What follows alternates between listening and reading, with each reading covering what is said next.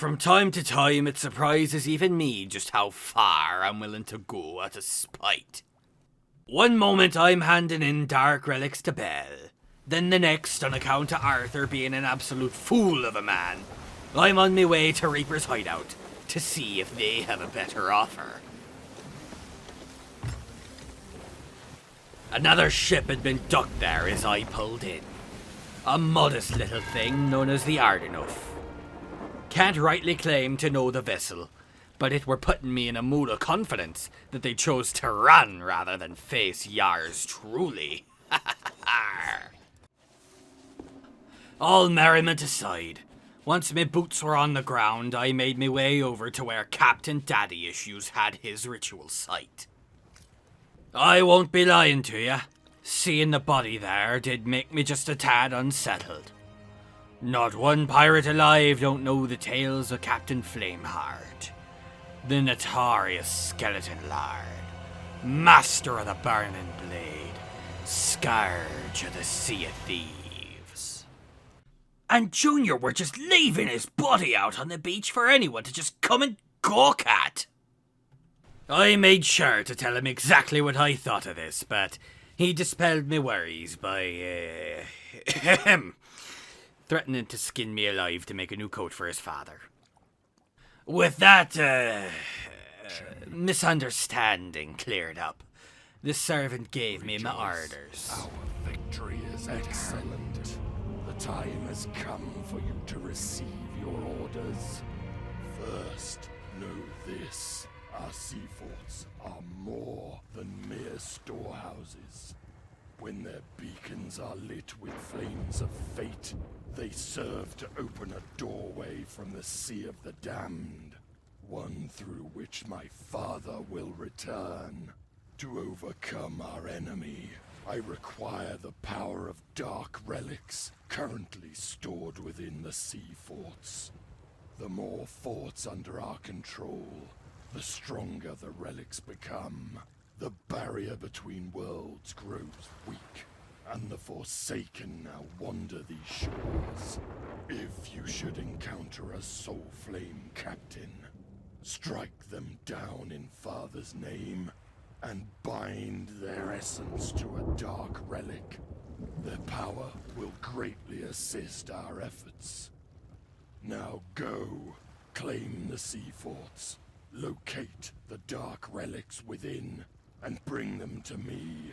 Our new dawn is almost here.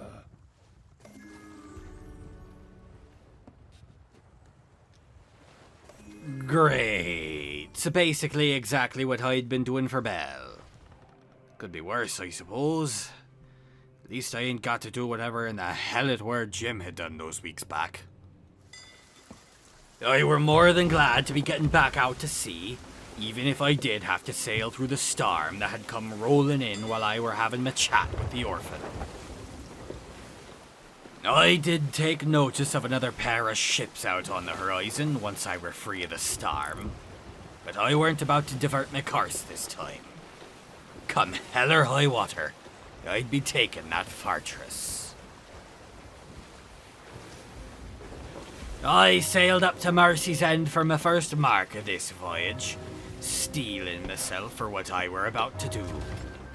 I wouldn't let anything shake me resolve, but me attentions certainly weren't so infallible, and I were all the better for it. For you see, someone out there had been so kind as to leave a few things bobbing out in the water, chief among them being one of them bewitching dolls, and one that were fully enchanted at that. Once it were safely aboard my ship, I made my way to the fort only to get a certain, strange, familiar feeling. Cabinet doors thrown asunder with not a phantom in sight. No Soul Flame captain neither. It seems, just like last time, Mercy's End were left half pillaged, with none but me to pick up what were left. I made me way to the top floor to deal with the stragglers, specters of the ancient people who once ruled this sea. I felt a twinge of guilt banishing him like this, but it faded quick.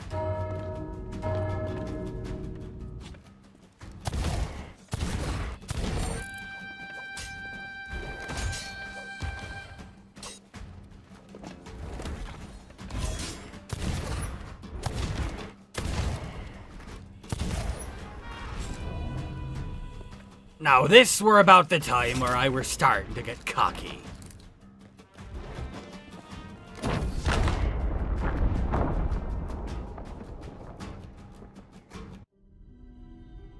I swear, I did have a plan with that. It just so happened to backfire on me a little is all. Regardless, I made me way back in through the lower levels and got back to the fight.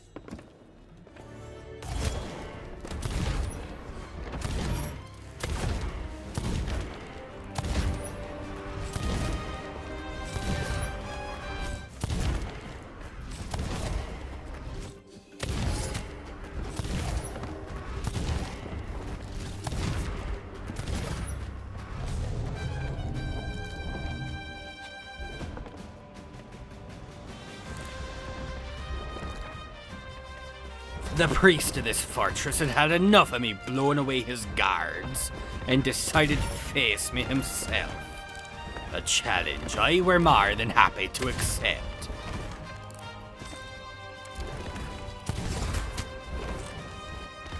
One fell swoop of me cutlass were enough to send his allies back to the Sea of the Damned.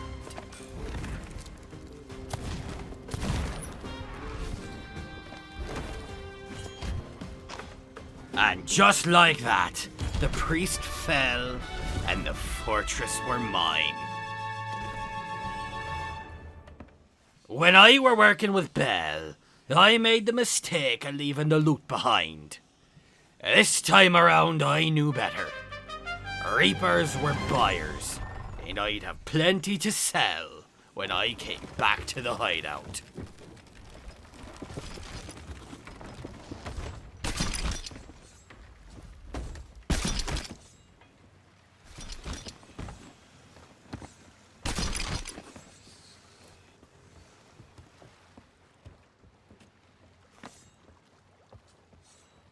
Once my treasure were collected, I only hesitated for a moment before lowering Bell's flag and raising one for the Reaper's bones.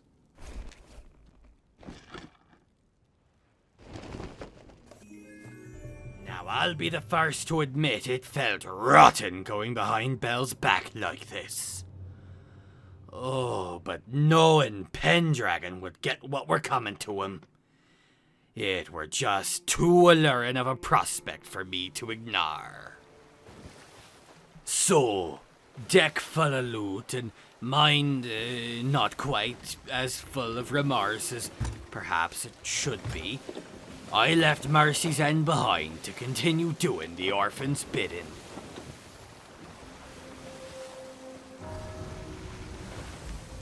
Traitor's Fate Fortress were next. It were another simple smash and grab, but at least there were a soul flame captain this time. And I didn't blow myself up when I used the kegs.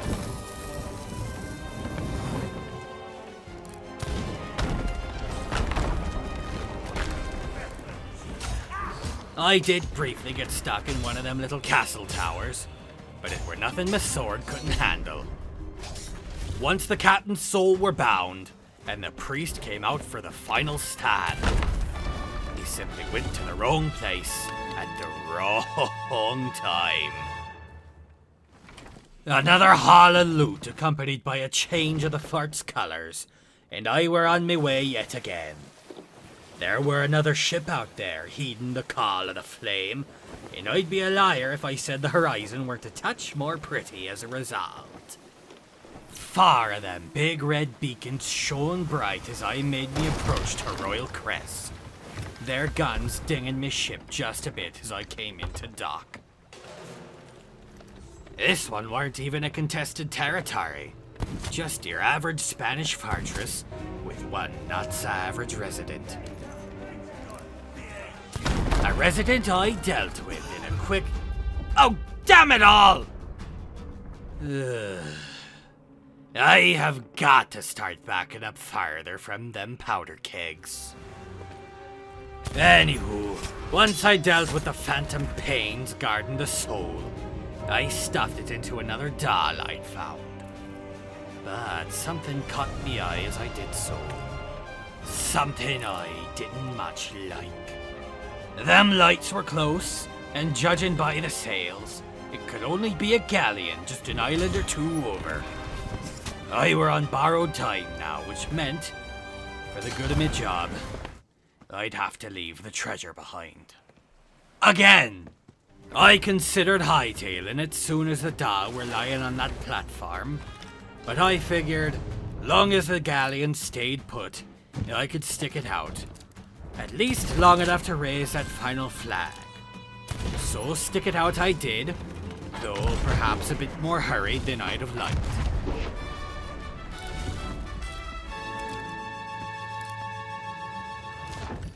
Once the relic were with the others, I went back ashore to raise one final flag, before headed back to Reapers to claim what I were owed. But there were one last thing between me and me reward. A ship bearing the sails of the Burning Blade. I shot off a white flare in hopes we had an understanding.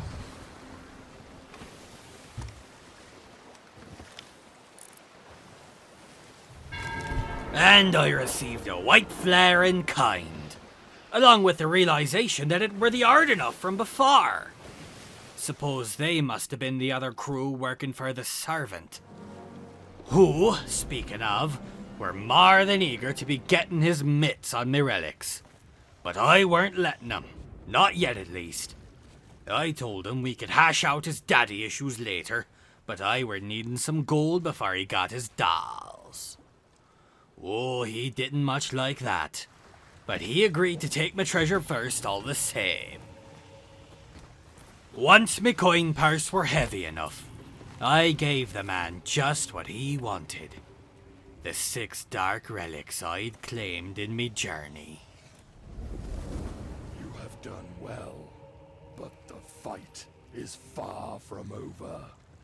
Continue to bring me dark relics, wrenched from the grip of our enemies if you desire, and tear down any flags they use to desecrate our sea forts. This time, there shall be no escaping the fury of the Reaper's bones.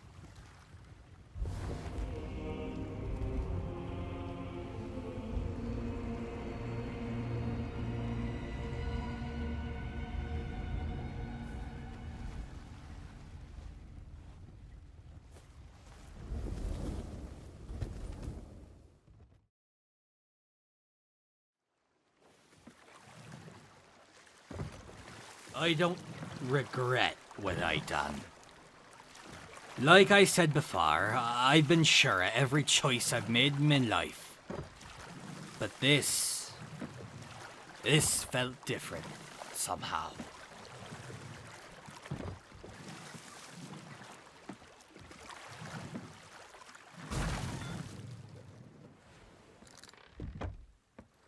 I've taken my logbook from that voyage. I don't want tale to spread of me misdeeds.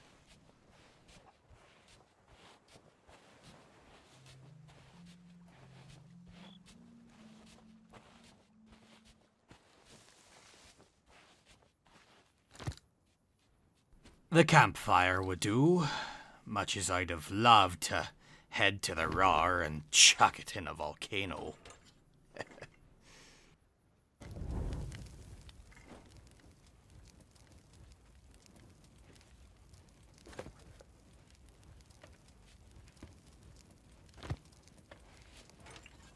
I weren't worried about old 5 Paces Frank. He understood better than most that life ain't all black and white out here. So we both stood there, silently, watching the journal fall to ash. Glory to the flame.